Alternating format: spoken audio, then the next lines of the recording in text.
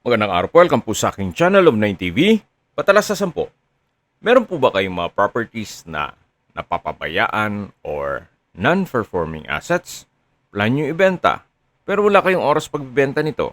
Kung ito'y pagkakatiwala nyo po sa amin, tawag lang po kayo sa aking numero. Usap po tayo, gawan ko po ng video for free. Yes, libre po, wala po kayong babayaran. Tutulungan pa namin kayong mabenta inyong property. Kami na po bala sa marketing, sa boosting or paid ads, even sa tripping, hindi na po kayo mapapagod sa pag-entertain ng mga buyers. Kami na po bala sa lahat. Tawag lang po kayo. Nandito po tayo ngayon sa Dasmariñas, Cavite kung saan meron po tayong bagong video presentation. Isang commercial property na may lot area na 1,888 square meters. Ito po'y titulado, buhay po ang may-ari kaya wala po kayong magiging problema sa documentation o sa transfer ng title. Napakalapit lang po nito sa Villahermosa at Villar City. Mamaya po sa dulong parte ng video, pag-usapan natin ang distance, location, travel time at presyo nito. Meron pong bungalow house, although hindi naman po ito sinama sa presyo ni owner. Ibig ko pong sabihin, yung assessment nila sa pagpresyo nito ay hindi na sinama itong old structure. Pero ganun pa man, papakita ko pa rin sa inyo, gawa ng ito'y livable pa naman. So ito po yung salas o living area. Then sa dulo po yung kusina.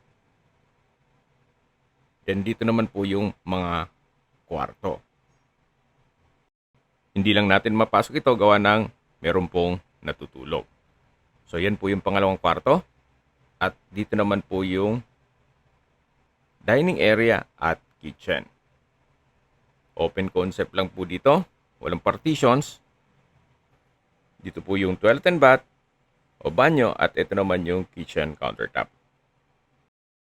May isang kwarto po dito.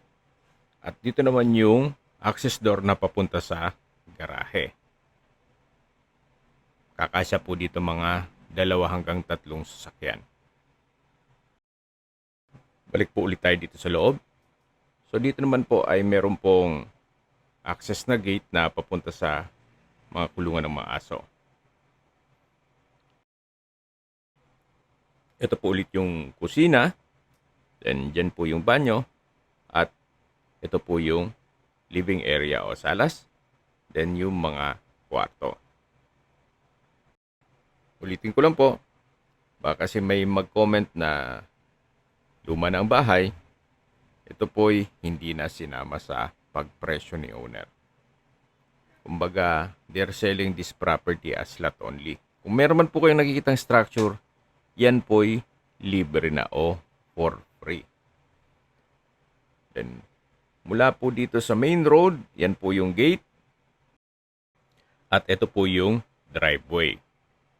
Napakalaki pa po ng espasyo sa likod nitong property. Kaya marami po kayong pwedeng i-project dito.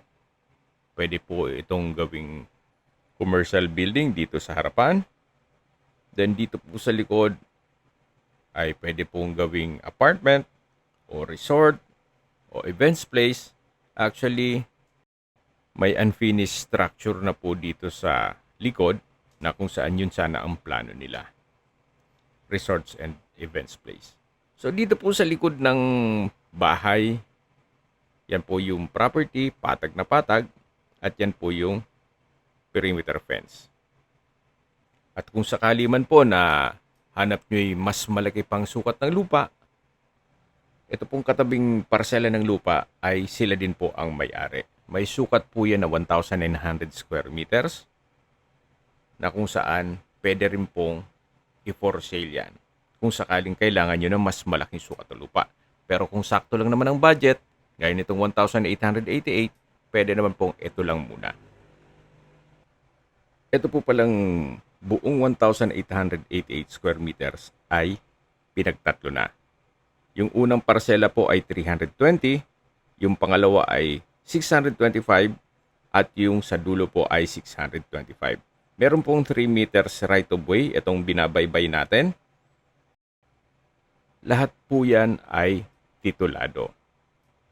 Kaya po nasabi ko na 1,888, gawa ng kasama na po yung right of way hanggang dito sa dulo. Ito pong unfinished structure, yan po sana ang gagawin nilang events place. Kaso may pagbabago sa plano, kaya ibebenta na lang nila ito. Ito na po yung dulong parte ng property na kung saan ito po yung 625 square meters na titulado din at iisa lang po ang pangalan sa 3 parsela ng lupa. Kaya kung sakali man po na magbi-build and sell kayo o kaya investment para sa inyong pamilya, at least ito po'y nakadivide na sa 3 at may right of way at titulado na po lahat. At ang kagandahan pa po dito, binebenta po ito ni owner below market value. At sa dulong parte nitong video, pag-usapan natin ito. O sa distance, location at travel time portion na po tayo. Gaya po ng sabi ko sa inyo kanina, ito po'y napakalapit lang sa Vermosa at Villar City. Even sa Orchard Golf Course at sa mga schools at hospital. Even sa District Mall, Dasmariñas, 1.5 kilometers lang po ito ang distance at ang travel time is 3 minutes.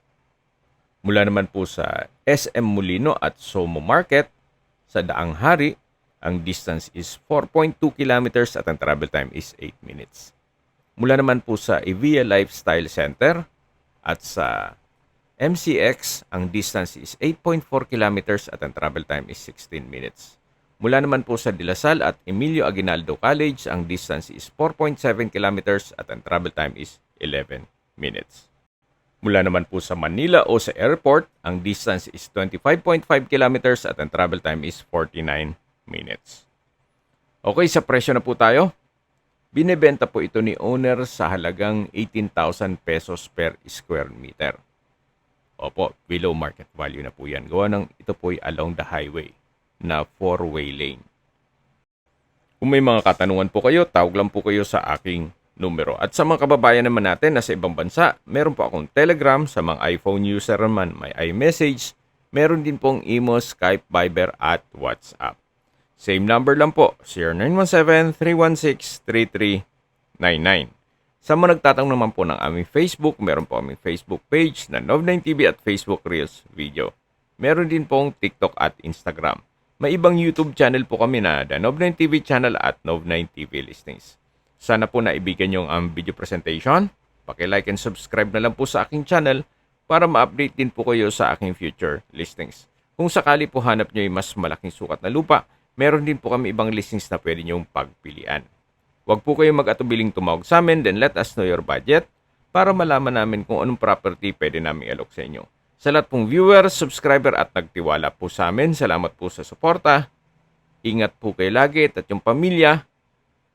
Maraming salamat po.